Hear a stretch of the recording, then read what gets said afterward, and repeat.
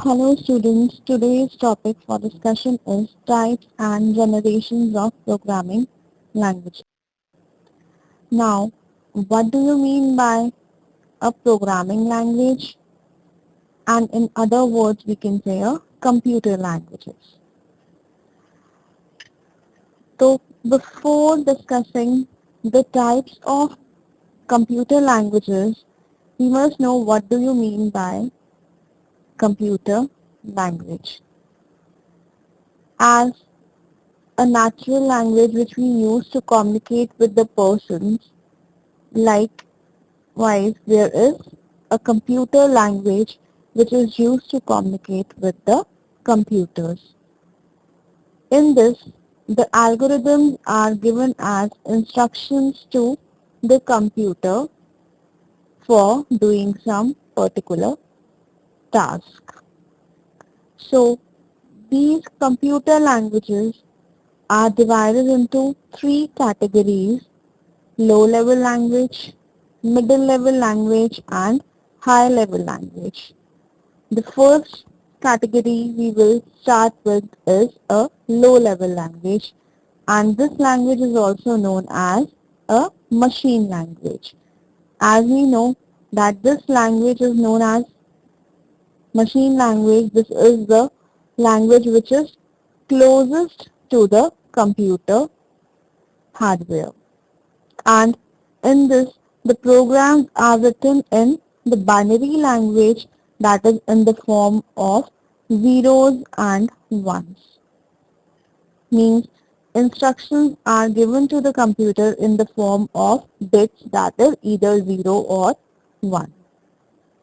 Next language is middle level language, and this middle level language is also known as assembly level language.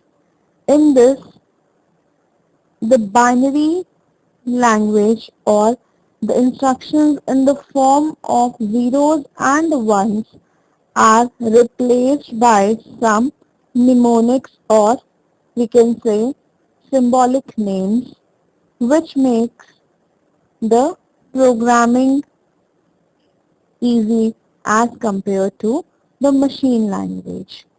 Here, the instructions are given to the computer in the form of some symbolic names, and these are interpreted by the computer so that the development of the program becomes easy as compared to machine language. The mnemonics that we are used are, some examples of those are store, read, move, add, etc. This is somewhat like English language, but not exactly the same way as an English language. The third language which came into existence after middle level language was high level language. And high level language is the language which is most closer to the human language or the natural language. Here the instructions are given in the form of some English-like statements which follow some rules of the computer. For example, COBOL, Fortran, BASIC, C, C++, and Java are some of the examples of high-level language. These languages are more closer to the human beings, and this is somewhat like the English language or the natural language which a human being speaks. Next is the programming languages generation. We have divided the programming languages into mainly two levels. First level is low level language, and the next one is high level language. Further, the low level language are categorized into two parts. One is first generation language And the example of the first generation language is binary language, as we have discussed that these languages use zeros and ones to give instructions to the computer. Next language, as we have discussed, of assembly language, and these languages are known as second generation language, which uses some assembly language codes or the mnemonic codes to give instructions to the computer. And here we use an assembler as a system software which converts the programs written in assembly language to the machine language. And one example we know about the assembly language generation or second generation programs programming languages Flowmatic. Hence we can say that binary language and assembly language belong to first generation and second generation of low level languages respectively. Next category of high level languages are third generation language, which we use, which we can say C, Java, C++. And these are the languages which use some English codes to write the programs. And these all the high level programming languages use compilers or interpreters as the system softwares to convert high level languages to the machine level languages. Next is fourth generation language, and these fourth generation languages are more closer to the databases. Means whenever we assess the databases, as you people might have studied about MS Access, which stores some particular data about the person or particular record about a person, is known as a database. Means it is a collection of files to store the information. And those languages which we use to store such information or records or databases are known as fourth generation language, and example of such fourth generation languages are SQL. And one thing more, both these fourth generation and fifth generation languages are non-procedural type of languages. Means they tell us about what the things are to be solved, but they don't inform us about how the things are to be solved. Fine. Next generation language is of fifth generation language, and this generation of languages are closer to the natural language. And one example of this fifth generation language nowadays we use is of artificial intelligence.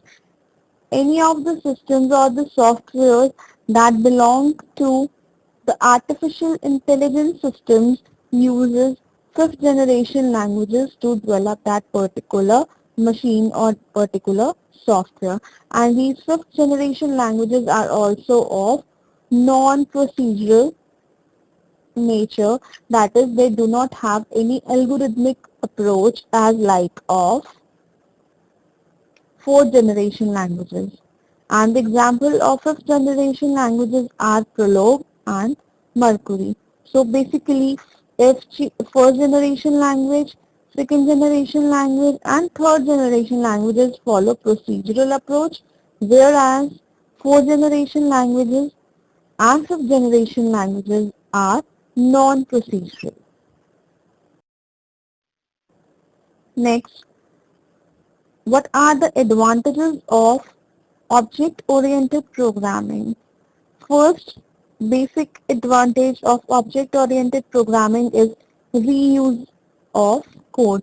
Means we know that object-oriented programming uses the concept of classes.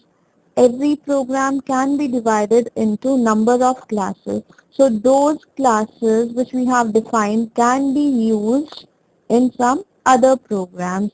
So this clears the statement that we can reuse the code in case of object-oriented programming.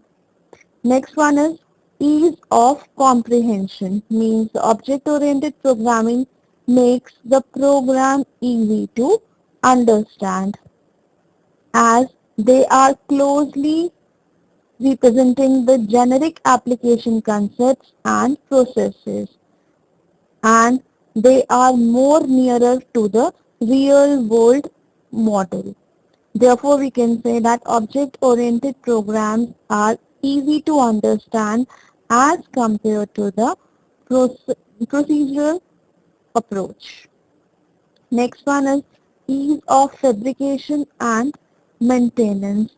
Means developing of the programs using object-oriented approach and then maintaining or modifying that program which follow object-oriented approach is quite easy, and this is one of the advantage of object-oriented programming. Next is easy redesign and extension.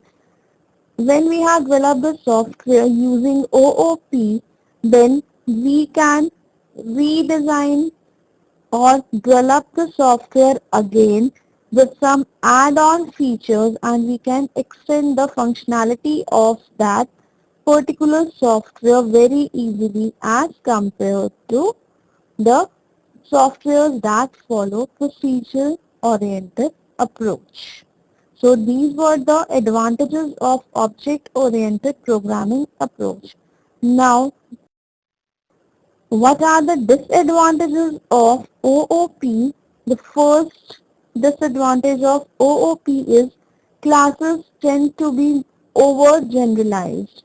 We know that the program comprises of classes and objects, but sometimes the program becomes so generalized that it is very difficult to model small programs. That is when we have to make simple programs, the development of the program becomes quite difficult. Next is relation among classes become artificial at times. We know that OOP approach is very near to the real world objects, but sometimes as the program is complex or larger, then the classes becomes really artificial. So it no longer remains closer to the real world objects. Next is OOP programs design is tricky. Sometimes it is very difficult to develop the programs using OOP approach as it uses many skills that are not simple or easy to learn. Next is one needs to do proper planning and proper design for OOP programming. Means as I've told you in third point that it is not easy to design the programs using OOP approach. So one must have a proper planning and the knowledge of this programming approach before starting the development using this particular approach. Next, programmer needs proper skills such as design skills, programming skills, and thinking skills. So before initiating the software development process using OOP, the programmer needs to be well aware of all the skills which are needed to develop a good program using this approach, such as design skills, programming skills, thinking skills. Otherwise, the program or the software developed will not give the fruitful results. So these were some of the disadvantages of OOP approach. Thank you.